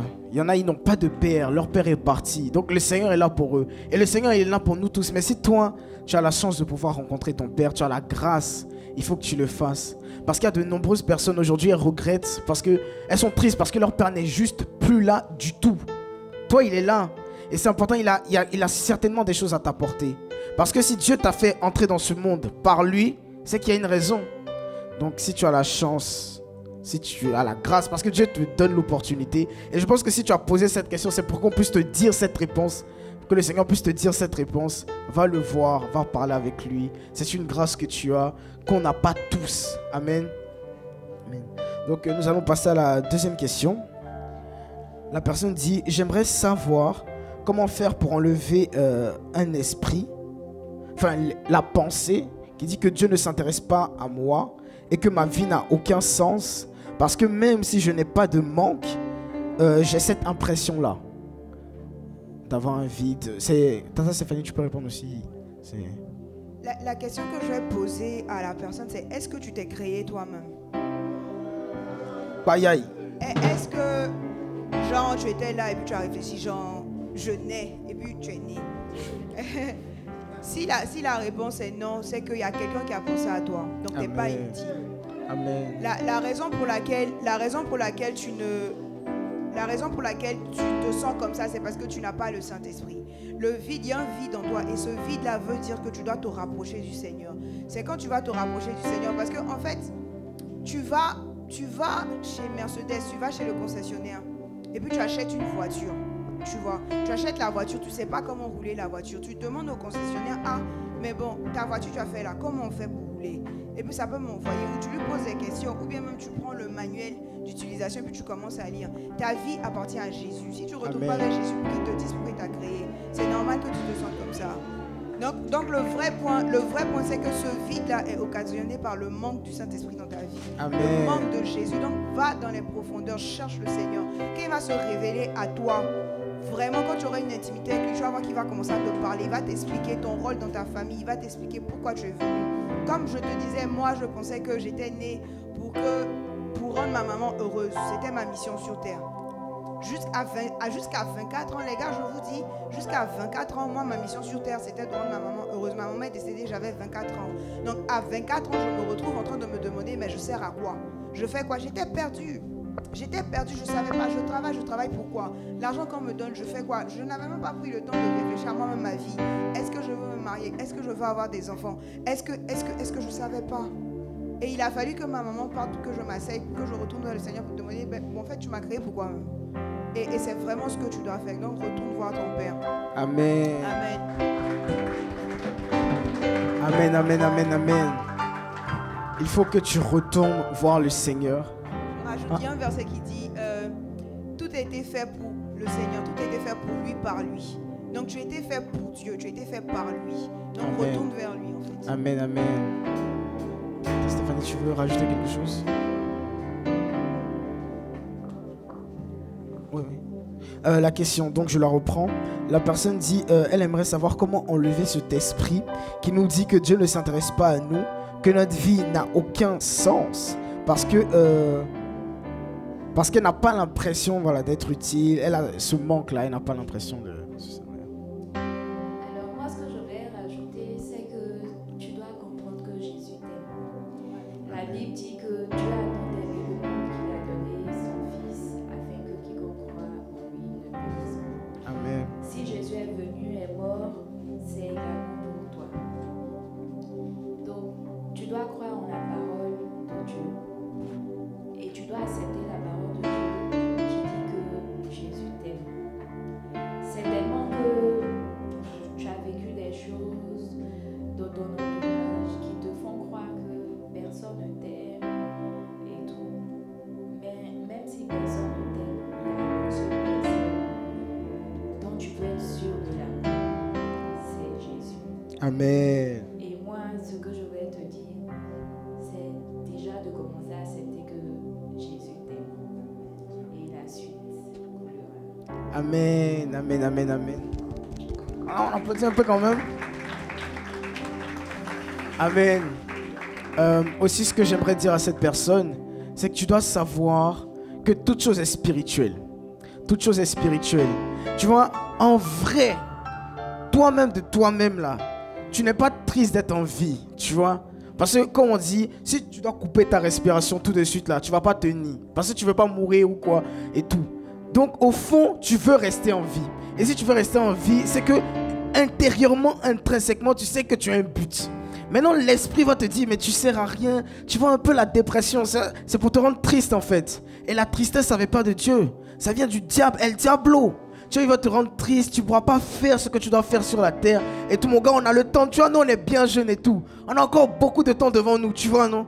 Et je ne dois pas laisser l'esprit te troubler, t'envoyer dans la tristesse. Donc il faut vraiment que tu pries. Tu viens à l'église, tu continues à venir à l'église. Parce qu'arrivé à un moment, tu vas dire, non, j'ai plus envie d'aller à l'église. Non, j'ai plus envie de faire telle chose, j'ai plus envie de faire telle chose. Et c'est comme ça que tu vas entrer dans un cercle vicieux, un cercle qui va t'emmener dans une tristesse profonde. Et c'est comme ça qu'il va commencer à te détruire petit à petit. Tu vois, et moi je dis, si tu as le Seigneur t'a donné la force de poser ta question aujourd'hui, c'est pour que tu sortes avec la réponse. C'est pour que tu sortes avec la joie qu'il a à t'offrir. C'est pour que tu puisses commencer à recevoir ta mission. Tu vois, la semence là, parfois c'est là, et puis on voit pas l'arbre en fait. Tu vois, et le Seigneur va venir te parler. Voilà, l'Esprit de Dieu va rentrer dans ton cœur. Il va commencer à te délivrer de cette tristesse qui te ronge. Et tu vas voir que mon gars, tu as un but. Dans 10 ans comme ça, tu vas t'arrêter, tu vas faire, waouh Seigneur, donc on a fait ça quoi. C'est chic. Amen. Donc laisse-toi remplir par le Saint-Esprit et chasse vraiment les pensées de tristesse et les pensées de je n'ai rien à faire en fait, parce que c'est faux, c'est un mensonge. Amen. Donc nous allons passer à la prochaine question qui dit comment faire pour pardonner son père et sa mère lorsqu'ils nous ont abandonnés dans la rue. Amen, amen. Ah, c'est une question dangereuse, hein? Stéphanie. D'accord. Comment faire pour pardonner à son père et à sa mère lorsqu'il nous a abandonnés dans la rue? Il faudrait toujours commencer par Jésus. Moi, je reviens toujours à Jésus. Amen. Amen. Il faut que tu réalises que c'est que Jésus qui puisse t'aider. Tout à l'heure, Brady disait, il est dit dans la parole qu'il est venu pour guérir ceux qui ont le cœur brisé. Amen. Et c'est une blessure. La Bible dit que même si un père abandonne son enfant, moi l'Éternel, je ne l'abandonnerai jamais. Amen. Amen, amen. Donc il faut que tu reviennes déjà à la source. Et dans un premier temps, comme tu as déjà conscience de ce qui t'a blessé, de ce qui te blesse, le fait que t'es abandonné, tu exposes tes blessures à Jésus. Vous voyez, la coach tout à l'heure, Jésus a pu l'aider parce que c'est à lui qu'elle se confiait, il faut que tu m'aides et tout. Donc il faut que tu reconnaisses que tu as besoin d'aide. La Bible dit d'honorer ses parents. En leur en voulant, tu n'es pas en train de les honorer. Donc il faut dire clairement à Dieu ce dont tu souffres. Mes parents m'ont abandonné. Tout ce que tu ressens, il faut le dire. Moi, ma délivrance a commencé comment? J'ai commencé à dire au Seigneur, mais c'est toi qui m'as fait rencontrer ces personnes. En fait, je lui ai dit ce que j'avais sur le cœur. Même si c'était pas ce qui était en fait. Mais c'est ce que je croyais. Et c'est après qu'il a rectifié ma fait comprendre. Donc ce que tu ressens, il faut le dire. Parce que Jésus ne peut pas venir t'aider si tu ne l'appelles pas au secours. Je dis toujours, voici mon sac. Si je lui donne mon sac, c'est plus mon sac. Pour pouvoir même utiliser le sac, il faut que je lui demande la permission. La Bible dit que Dieu a créé le ciel et la terre. Il a donné la terre aux hommes. Amen. Dieu sait ce dont tu souffres, mais il ne peut pas venir agir dans ta vie si tu ne vas pas vers lui. Amen. Parce que c'est comme le sac, ça t'appartient maintenant. Il faut que tu lui donnes la permission. Alors ce que je peux te dire, c'est de lui ouvrir ton cœur, de lui dire, moi je disais clairement au Seigneur, tu n'es pas gentil, tu savais que ceux-là ils n'étaient pas bien, et puis tu m'as envoyé vers eux. Surtout le dernier là, j'ai dit au Seigneur, moi j'étais dans mon coin, maman m'a obligé même à partir pour un homme de Dieu, je ne voulais pas partir, elle dit si moi je suis sa fille là, elle est partie. Arrivé là-bas, l'homme de Dieu a dit, oui, vois ton mari bien. Si tu pries chaque jour pendant une semaine, tu vas voir, Dieu va envoyer ton mari. Le gars est comme ça, comme ça. Je n'ai pas prié. Il a fait peut-être 5 minutes. Il a dit, Dieu, moi, mais il est plus haut. Et puis, il a rencontré un gars dans mon immeuble où j'habitais qui avait la description du gars. Le gars, mais il avait l'air sérieux. Quand il quitte son travail, je l'ai remarqué même. Au plus tard, à 18h30, 19h, il est là. Quand il sort, s'il a tort duré, il revient à 20h30. Je l'ai étudié. J'ai dit non, c'est un bon gars. Il n'est pas marié, il ne voit pas de femme, il ne voit pas d'alliance. Certainement, il quitte le travail, il se lave, il prend sa douche, il va manger, il revient. C'est un bon mari là. Donc tout ça, quand ça a commencé à chauffer, il a dit au Seigneur, moi j'étais dans mon coin, tu m'as obligé, maintenant voilà. Même si ça doit se faire des pleurs, fais-le. Moi ça s'est fait des pleurs. Des fois même là, je criais. Faut parler, faut pas avoir honte. Amen. Amen. Et tu vas voir que Dieu va rectifier certains trucs. Ils vont mener des gens vers toi. Quand tu as fait ça là, tu t'es ouvert. Ils vont mener des gens qui ont commencé à te parler au fur et à mesure. Amen. Amen. Oui, bien sûr. Pour ajouter à ce qu'elle a dit, je vais te ramener vers le Saint-Esprit. Jésus a dit lui-même, il est préférable que je m'en aille pour vous envoyer le consolateur. Le Saint-Esprit là, il guérit toute forme de gourmet parents, gourmet garçons, tout. Et il est important, comme elle a dit, il est très important d'aller au pied du Seigneur, de tout déverser, de pleurer, de lui dire mais pourquoi tout ce que tu penses déjà, va lui demander de te guérir. Et une fois que c'est fait, tu vas voir que le Saint-Esprit va te remplir. Quand le Saint-Esprit te remplit, en fait, il n'y a pas de place même pour garder rancune contre quelqu'un. Parce que Dieu est amour. Donc quand il te remplit de son amour là, son amour déborde. Donc il n'y a même plus de place pour que tu en veuilles à tes parents. Amen. Ce que je voulais rajouter, c'est que tu dis tes parents t'ont abandonné. Moïse, qu'est-ce qui s'est passé dans sa vie? On l'a mis. Si tu lis bien l'histoire de Moïse, littéralement, c'est vrai que c'était pour le sauver, mais imaginez Moïse. Comment Moïse s'est senti en fait? Parce que littéralement, ses vrais parents l'ont abandonné. Donc, quand tu regardes ça, tu te dis, peut-être que je suis un Moïse. Peut-être je suis un Moïse pour ma famille. Peut-être je suis un Moïse pour mon pays. Parce que quand tu regardes comment l'histoire de Moïse s'est terminée, le Seigneur l'a utilisé pour délivrer le peuple d'Israël. Donc, Dieu fait toutes choses pour un but. Et tout concourt au bien de ceux qui aiment Dieu et de ceux qui sont appelés pour son œuvre. Donc, c'est vrai que ça s'est passé comme ça. Mais il ne faut pas regarder ce qui s'est passé. Regarde ce qui se passera. Comment Dieu va utiliser ton histoire. Comment Dieu va utiliser ton témoignage pour délivrer d'autres personnes. Amen. Amen. Amen. Donc nous allons accueillir notre coach, chérie, notre maman. Coach Meliou, s'il vous plaît. Amen.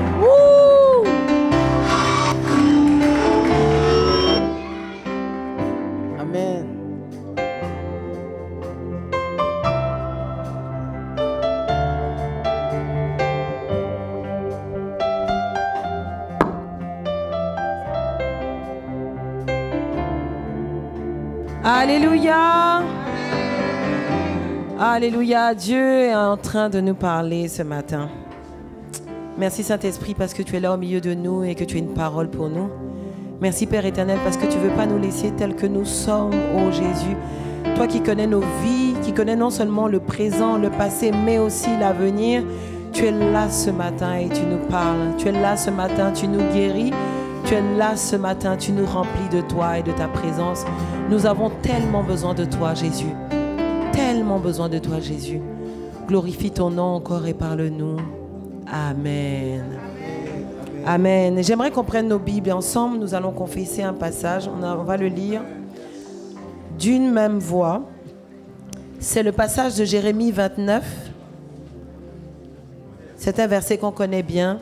On va le lire tous ensemble. Jérémie 29, verset 11. Jérémie 29, verset 11. Jérémie 29, verset 11. Ok. Alors on va le lire ensemble. Car je connais les projets que j'ai formés sur vous, dit l'Éternel. Projets de paix et non de malheur, afin de vous donner un avenir et de l'espérance. Et est-ce qu'on peut le redire encore? Car je connais les projets que j'ai formés sur vous, dit l'Éternel. Projets de paix et non de malheur, afin de vous donner un avenir et de l'espérance. Amen. Voilà ce que nous dit la parole de Dieu. Le Seigneur nous dit qu'il connaît les projets qu'il a formés sur nous. Dis à ton voisin, il connaît les projets qu'il a formés sur toi. Il connaît les projets qu'il a formés sur toi. Dis, il connaît les projets qu'il a formés sur toi. Il connaît les projets qu'il a formés sur toi. Et ça, c'est quelque chose qu'on doit garder à notre esprit, quel que soit X ou Y, quel que soit vents et marées. C'est l'Éternel connaît. Dans tous les cas, tu te dis, il sait, il connaît, il sait, il connaît.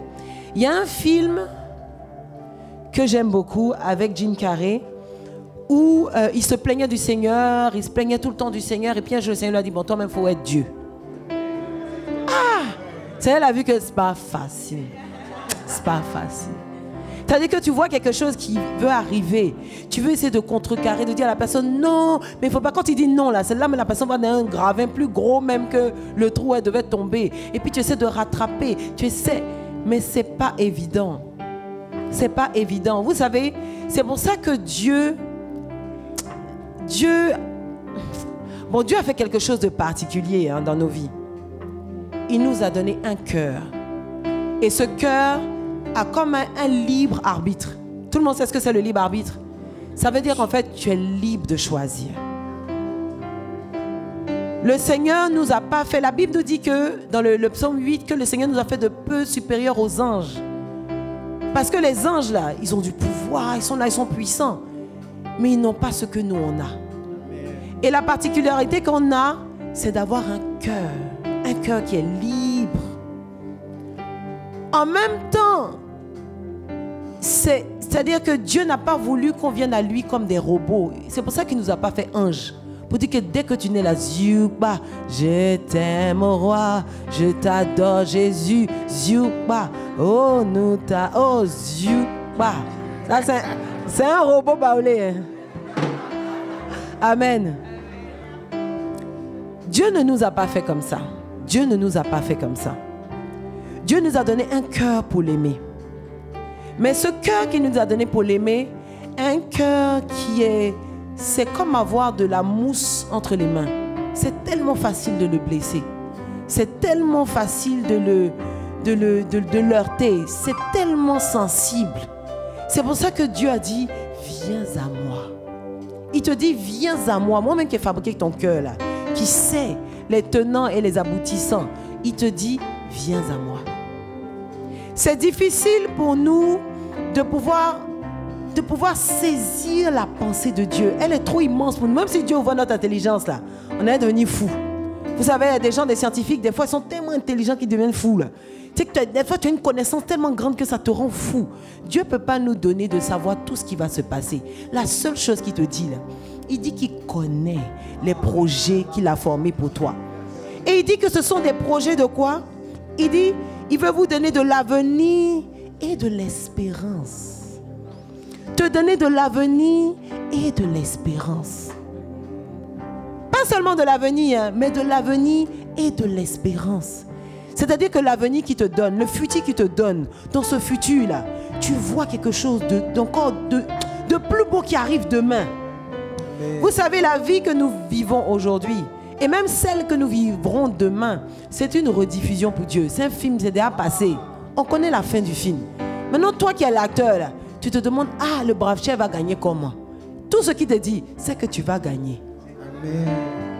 J'aime beaucoup le témoignage de Coach MC et de Moni Steph, parce que c'est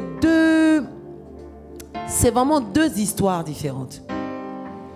Dans l'histoire de Coach MC, ta vie, tout va bien. Et c'est comme un malheur qui tombe sur toi. Et tu te demandes, mince. Tu te dis, mince, tu t'y attendais pas. Dans la vie de Moni Steph, tout va bien dans ta vie. Et puis toi-même, tu t'en vas chercher le malheur. Tu vois, c'est deux choses différentes. Il y a le malheur qui te trouve, et puis à toi qui s'en va chercher le malheur. Mais regardez ce que la Bible dit. Dans le livre de Matthieu 11 au verset 28, il nous dit: venez à moi, vous tous qui êtes fatigués et chargés, et je vous donnerai quoi? Du repos. Et je vous donnerai du repos. Amen. Vous savez, tout comme Monistef, j'ai déjà donné mon témoignage ici plusieurs fois. Des fois, Jésus n'est pas sexy. Tu n'as pas envie d'aller à Jésus. On dit, venez à vous, venez à moi, vous tous qui êtes fatigués. Tu n'es pas fatigué. Tu n'es pas chargé. Donc, on dit de venir à Jésus, c'est soyez. Tu ne veux pas venir, ça ne t'arrange pas trop. Quand tu as tes calculs, c'est bizarre. Donc, toi-même, tu t'en chercher le malheur, tu mets. Tu t'en chercher le malheur, tu mets. Puis quand tu es chargé, là, tu dis oui. En vérité, tu m'avais dit hier, non, je n'avais pas compris. Aujourd'hui, là, j'ai compris, je viens. Mais c'est dommage. C'est pour ça que ce talk show est tellement prophétique. On est à l'orée d'une nouvelle année. Il y a des décisions que tu dois prendre. Il y a des choses que tu dois changer. Maintenant, peut-être que ta vie est pépère. Et en fait, tu viens à l'église tous les jours, tu fais la louange, adoration, mais en vérité, ton cœur n'appartient pas à Jésus. Ton cœur t'appartient à toi-même. Ton cœur appartient à tes envies, ton cœur appartient à tes pensées, ton cœur t'appartient à toi-même. Mais en 2021, là, n'attends pas que le diable vienne te charger. Sois un homme intelligent. Dis à ton voisin, sois intelligent. Sois intelligent. Parce que souvent, tu te dis que tu veux vivre ta propre vie. Il faut me laisser. Tu n'as pas envie de faire ce qu'on te dit de faire. Quand on te dit là même, ça t'énerve. Quand il ne faut pas faire, c'est ça même que tu vas faire. Quand il ne faut pas faire, c'est ça même que tu veux faire. Pourquoi? Parce que ça t'énerve. Donc tu veux toi-même, comme un jour, coach Moïse a donné son témoignage, à un moment, il disait, ne touche pas à la prise, ne touche pas à la prise. Il allait prendre un cintre. Quand lui, il a touché à la prise, il est venu s'asseoir, chouette. Et puis cette personne lui a dit, il ne faut plus toucher. Mais c'est dommage d'aller jusqu'à... Pourquoi chercher la douleur? Pourquoi chercher la souffrance? C'est-à-dire que là où il y a la joie qui est trop simple, c'est trop facile, quoi. Tu vas être en joie comme ça. Non, tu veux toujours je n'ai qu'à goûter. N'est-ce pas? Tu veux je n'ai qu'à goûter. Un peu.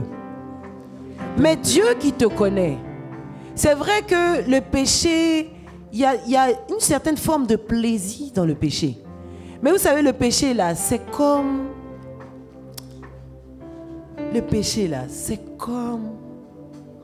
Attends, j'ai trouvé quelque chose. Non, le sucre même, ça dure trop. Les caries, là, ça dure avant d'arriver. Tu vois, le péché, là. Non, citron, c'est pas doux. Citron, c'est pas doux. Oh, le péché, là. C'est comme, je sais pas. Tu vois, c'est comme un couteau dans un fourreau. Tu vois, un couteau dans un fourreau. Quand tu touches au fourreau en velours, c'est chic. Et puis tu vois comment c'est lisse, c'est doux, non? C'est tout. Pompe ta main dans ta bouche. C'est tout. Tu vois, faut prendre, tu prends le couteau et le fourreau, tu mets dans ta bouche. Et puis le péché, là, le diable te dit, enfonce encore. Donc tu vas enfoncer quand ça a percé le fourreau, là, quand ça a piqué ta gorge, pierre. C'est là que tu vas voir que, oh, donc il y avait des lames à l'intérieur. Et le péché, c'est comme une lame qui est emballée dans un fourreau de velours. C'est-à-dire que ça paraît doux, ça paraît soyeux. Mais il y a une lame qui n'a qu'un seul objectif, c'est te trancher. Le seul objectif, on dit le salaire du péché, c'est la mort. Le péché, là, il n'y a pas une histoire de le péché, un jour ça t'a arrangé, ça n'a pas t'arrangé, ça t'a arrangé. Il y en a qui te disent, bon, ils ont péché, et puis après, bon, on a demandé pardon au Seigneur. Mais en vérité, là, tout le mal que tu as subi, là, est-ce que tu étais obligé de subir ça? Est-ce que tu étais obligé de vivre ça? On dit, Goumen, tu pleures, mais que Dieu nous aide. Amen. Non, que Dieu nous aide. Que Dieu nous aide à avoir des cœurs qui aiment tellement Jésus qu'on est prêt à laisser ce qui paraît tellement attirant, intéressant, là, que nos cœurs aiment Jésus. Amen. Et si tu sais ce matin que ton cœur aime Jésus d'une façon. Monistef a dit, elle allait louer, elle aimait la louange. Quand on danse, il y a l'ambiance, et puis après, elle s'en fait ces choses. Donc peut-être que toi aussi tu es là, tu viens les dimanches, tu aimes vraiment l'atmosphère du church, tu aimes l'atmosphère de Bloom, mais quand tu regardes ton cœur, là, tu sais qu'il y a des désirs dedans qui ne sont pas conformes à ce que Jésus veut. Donc quand c'est comme ça, parle à Jésus. Pour dire, ah, tu dis de venir à toi. Mais là, c'est pas encore ça. Si vraiment Jésus prend ma vie, prend mon pied, prend mon cœur, prend ma vie, et puis aide-moi à t'aimer. Aide-moi à t'aimer. Je veux parler aussi à une fille. Je ne sais pas les filles, qu'est-ce qu'on a avec le mariage? Je ne sais pas. Le mariage, en vérité dans la vie, on cherche le bonheur. En vérité là, on cherche le bonheur. Et le bonheur n'a que 5 lettres. Le bonheur, c'est J-E-S-U-S. Amen. Le bonheur, c'est Jésus. Maintenant, toi, tu as une façon de voir le bonheur. Toi, le bonheur, c'est l'argent.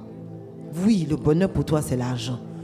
Ou même toi, le bonheur, c'est quand tu vas voir un petit ami qui va t'aimer. Tu vois les clips là, Joe, les gars se font des câlins. Tu dis, un jour, moi aussi, hein, tu vas voir, je vais avoir mon crush.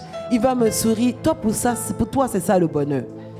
Pour d'autres personnes, le bonheur, c'est d'avoir beaucoup d'amis. Même si tes amis sont bizarres, c'est que s'ils sont nombreux, ils sont autour de toi. Ou pour toi, le bonheur, tu es sapé, tu rentres en boîte, on dit, il est rentré maintenant. Yes. C'est lui, il arrive. On l'appelle, je sais pas quoi. On te donne un nom là. Davido. On te dit, hey, il est grand. Et puis on met ton nom comme ça, tu fais ça. Puis la musique passe maintenant. Même musique de DJ là, mon fils. Hey, il est là, il est le grand.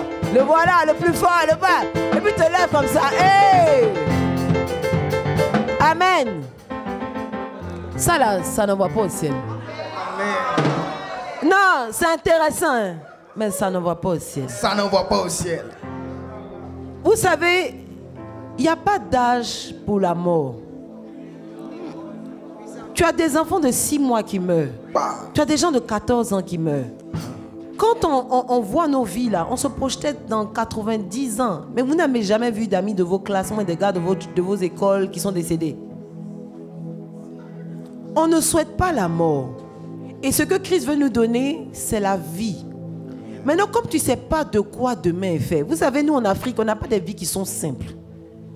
Malheureusement, là, on n'a pas des vies qui sont simples. Pendant que toi, tu es là, tu es en train de danser, là, il y a une de tes mamies, là, mais depuis, elle cherchait ton pied. Elle cherchait ton pied. Donc, ta maman qui prie, tes parents qui prient, t'envoient au church, ça ne l'arrange pas. Mais quand tu vas aller danser, pour moi, on dit, oui, tu t'appelles, je ne sais pas quoi, le grand, là. C'est là, en sortant de là, toi, tu te rends compte que, en fait, les freins de la voiture de ton ami qui avait volé chez son papa, là, ça ne marchait pas bien.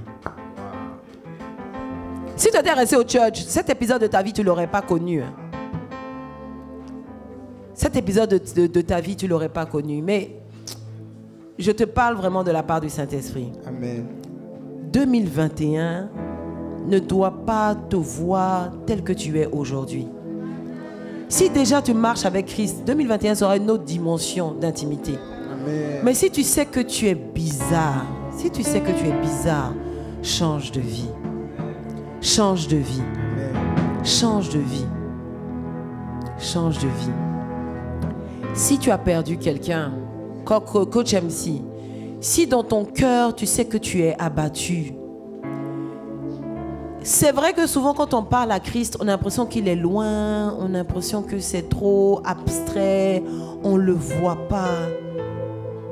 Mais Christ, il est comme l'oxygène. Quand tu respires, tu vois l'oxygène? Amen. Pourtant, tu respires, tu es debout. C'est grâce à l'oxygène que tu peux respirer, que tu peux être en bonne santé.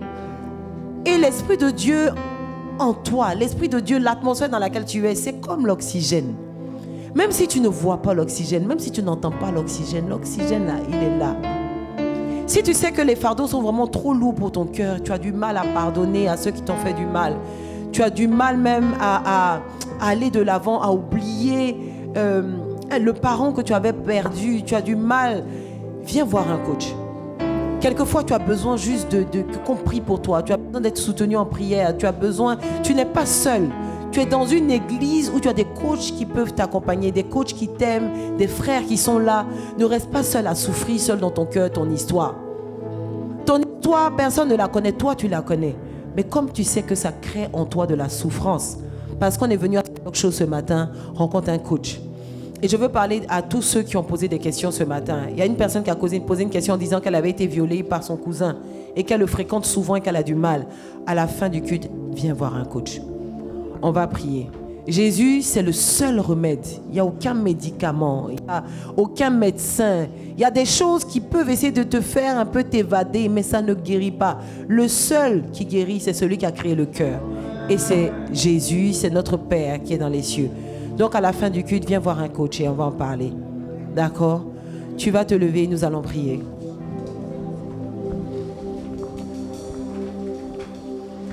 Tu vas mettre une main sur ton cœur et tu vas lever une main vers le ciel. Saint-Esprit, tu es là ce matin et tu nous as parlé au travers d'histoires. Seigneur, tu as dit que nous l'avons vaincu par le sang de l'agneau et par notre témoignage. Et voilà que par ce témoignage, oh Dieu, nous déclarons victoire dans nos vies. Voilà que par ce témoignage, nous déclarons victoire sur la douleur. Voilà que par ce témoignage, nous déclarons victoire sur la souffrance. Toi qui connais nos vies, toi qui connais ce que nous avons traversé, toi qui connais nos douleurs, toi qui connais nos fardeaux, nous t'appelons ce matin. Viens, Esprit de Dieu. Viens, Esprit de Dieu. Viens nous guérir. Viens opérer un miracle dans notre cœur. Viens opérer un prodige dans notre cœur. Oh Jésus, nous voulons lâcher la douleur. Jésus, nous voulons lâcher la haine. Oui, parce que tu as de la haine contre ton Père. Tu as de la haine contre ton Père. Et tu penses que l'ignorer est une solution. Tu penses que l'ignorer ne veut pas dire que tu as de la haine. Mais Dieu te demande ce matin de pardonner. Parce qu'il a quelque chose de nouveau à écrire dans ta destinée. Il a quelque chose de nouveau à écrire même dans l'histoire de ton Père. C'est parce que tu ne connais pas sa propre histoire à lui que tu lui en veux. Mais si tu connais l'histoire de son Père et l'histoire de ton Père et de son Père à lui, si tu connaissais ses souffrances à lui, tu dirais, oh, c'est parce que je ne savais pas.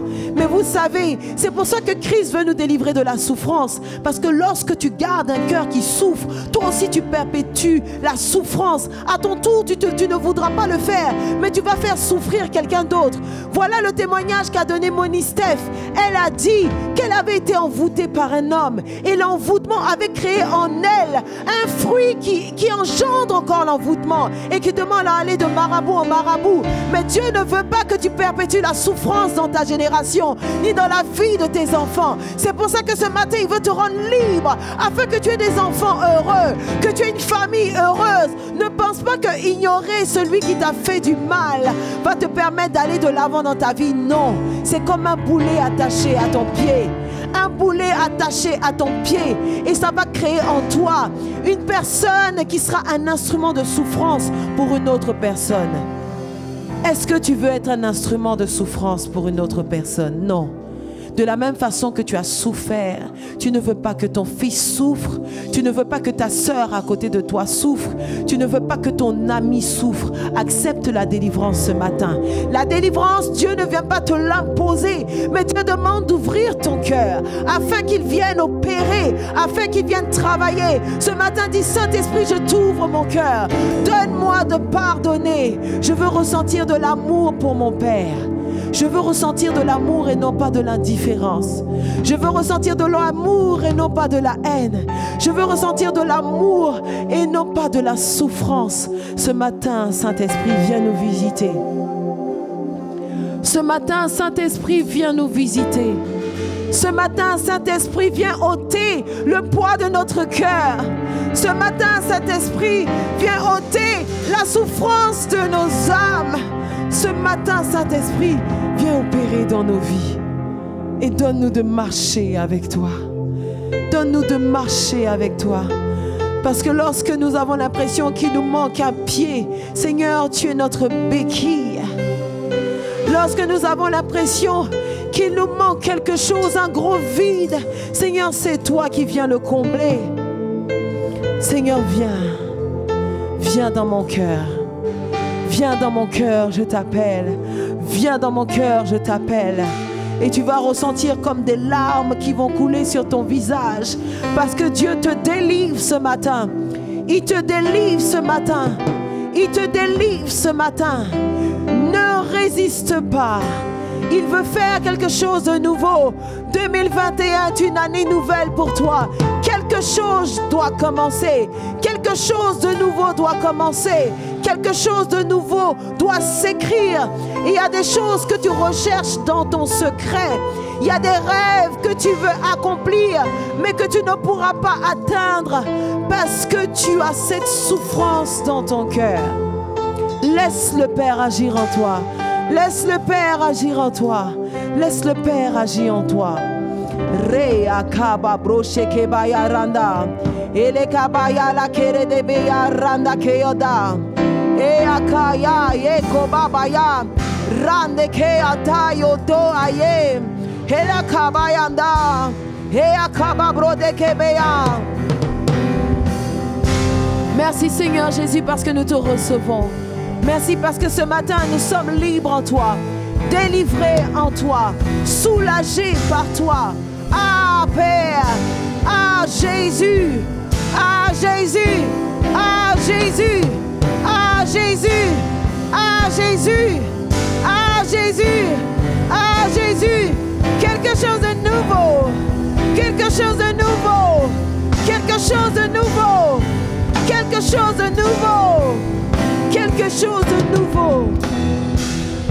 Ah, quelque chose de nouveau. Merci Père, parce que tu as voulu que nous entendions ces paroles. Ah, merci Jésus. Pour les chaînes qui se brisent, merci Jésus. Est-ce que quelqu'un peut acclamer son roi? Est-ce que quelqu'un peut crier, pousser des cris de joie?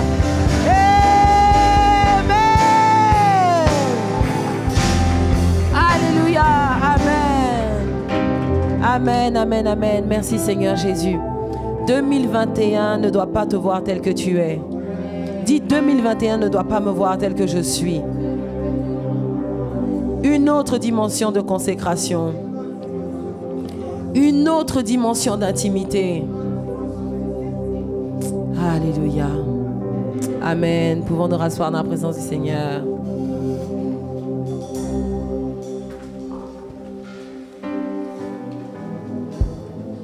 La suite, on termine.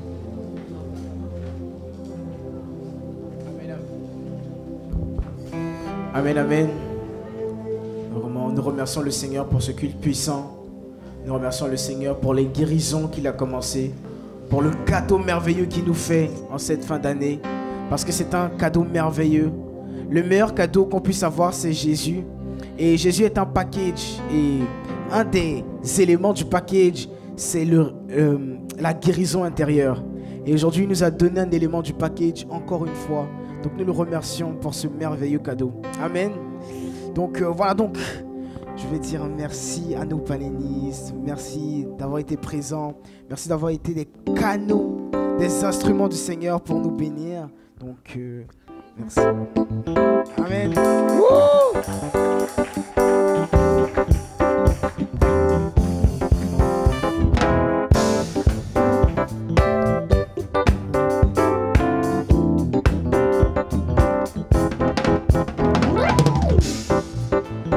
Amen.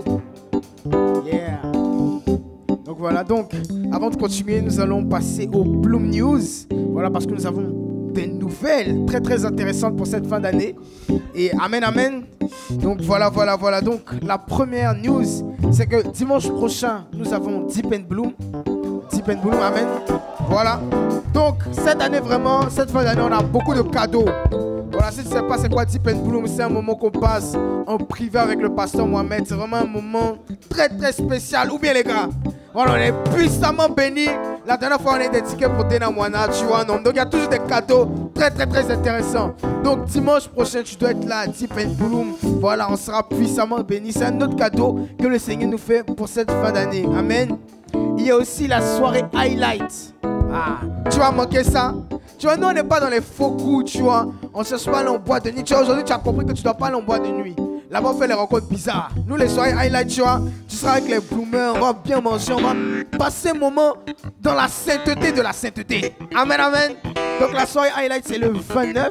Il faut que tu prennes ton ticket parce que voilà, il n'y en aura plus. Et puis si tu n'as pas de ticket, tu vas pas t'amuser avec nous. Tu vois, non? Toi, tu vas t'ennuyer. Parce que les vrais plans, là, c'est nous ici. Amen. Donc il faut que tu prennes ta soirée, ton ticket pour la soirée Highlights. Amen. Et aussi, la dernière annonce, on a la cantata. Le prix, bon, c'est 10 000 seulement, c'est rien ça. C'est rien ça, c'est 10 000. Le Seigneur fait beaucoup plus. Amen. Non, je sais que tout de suite, si tu ouvres un peu, c'est 20 000 qui sortent, non? J'ai confiance. Amen, amen. 10 000, c'est rien. Donc, et dernier événement pour la dernière annonce, c'est la cantata pour ce mercredi, voilà. Donc, le mercredi, c'est le 23. Donc, on va venir fêter ensemble. Amen. On va à Kodesh, voilà. Il faut préciser, ça sera à Kodesh. Voilà, donc c'est nous, on va faire le culte. Tu vois, non? Il faut que tu viennes nous soutenir. Ça va être très, très intéressant. On va danser, on va s'amuser, on va célébrer Noël ensemble. Voilà, les festivités. Amen, amen. Donc, voilà, c'était pour les Bloom News. L'heure, voilà, c'est le soir. Avant 18h, voilà, pour le culte. 18h, 18h30. Amen, amen. Donc, c'était tout pour les Bloom News. Donc là, nous allons passer à l'accueil des nouveaux avec Bloom Praise. Yes. Voilà, je suis en vert avec vous, hein, les gars. Donc, yeah. Est-ce qu'il y a des nouvelles personnes dans la salle? Les nouveaux sont priés de se lever dans la salle. Amen. Woo! Amen. Sois le bienvenu. Ici, il n'y a pas de nouveau. Ah oui, il y en a un. Soyez les bienvenus parmi nous. Et pour vous accueillir, nous avons un chant pour vous. Hein. Surtout danser. On danse ensemble. Ou bien les gars? Est-ce qu'on peut pousser un cri de joie pour les nouveaux? Amen. Et nous voulons chanter ensemble. Allons-y, allons-y ensemble. Bienvenue à Bloom. Tu es ici chez toi. Ah, c'est une joie pour nous de te recevoir. Bienvenue à Bloom. On chante ensemble, on dit. Tu es ici chez toi. Ah, c'est une joie pour nous de te recevoir. Nous sommes heureux de te recevoir parmi nous. Rempli du Saint-Esprit, ta vie fera boum. Chargé, avec Jésus on est chargé. Rejoins l'équipe, on va prêcher pour que les nations soient changées. Ah, chargé, avec Jésus on est chargé. Rejoins l'équipe, on va prêcher pour que les nations soient changées. Est-ce qu'on peut danser ensemble? Hey, hey, hey, hey. On est bénis, tout le monde. Nous vous bénissons, nous te bénissons. Tu es ici chez toi. Nous te bénissons. Tu es ici chez toi. Nous te bénissons. Tu es ici chez toi. Nous te bénissons. Tu es ici chez toi. La grâce est pour toi, mon frère. Prends-la. La grâce est pour toi aussi.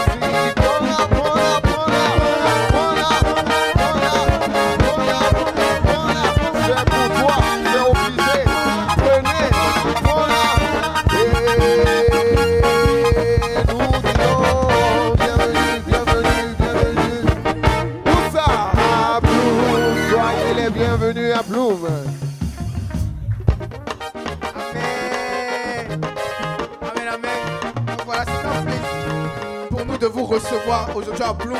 Donc voilà, nous on est des jeunes, on est en G de Christ, tu vois, non? Nous, notre plaisir là, c'est dans la maison du Seigneur. Voilà, et puis tous les jours, il nous bénit, on a les chics événements. Amen.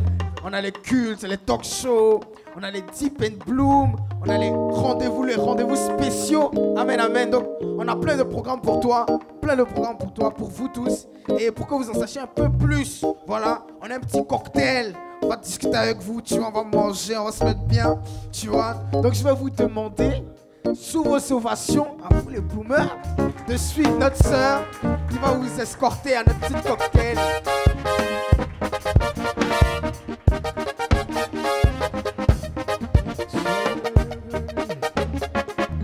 Amen, amen. Mais je ne vous sens pas là. Wouhou!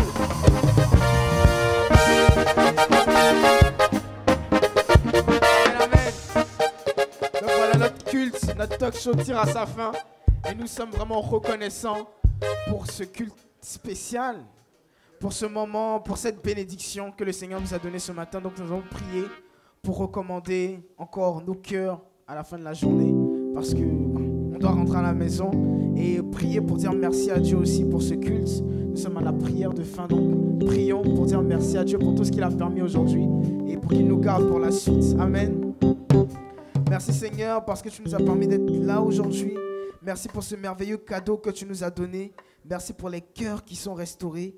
Je te remercie parce que tu gardes tout le monde, parce que tu nous protèges, parce que tu nous permets de pouvoir terminer cette année, parce que tu nous donnes la vie et la santé. Tu nous permets de pouvoir voir 2021 avec toi et avec encore plus de ta présence. Nous te remercions pour tout ce que tu fais, pour tout ce que tu permets dans nos vies. Que la gloire et l'honneur te reviennent au nom de Jésus. Amen. Donc, merci à vous. Donc voilà, un peu d'ovation encore une dernière fois pour se dire au revoir. Amen. Donc, bonne semaine à tout le monde. Que Dieu vous garde et vous protège.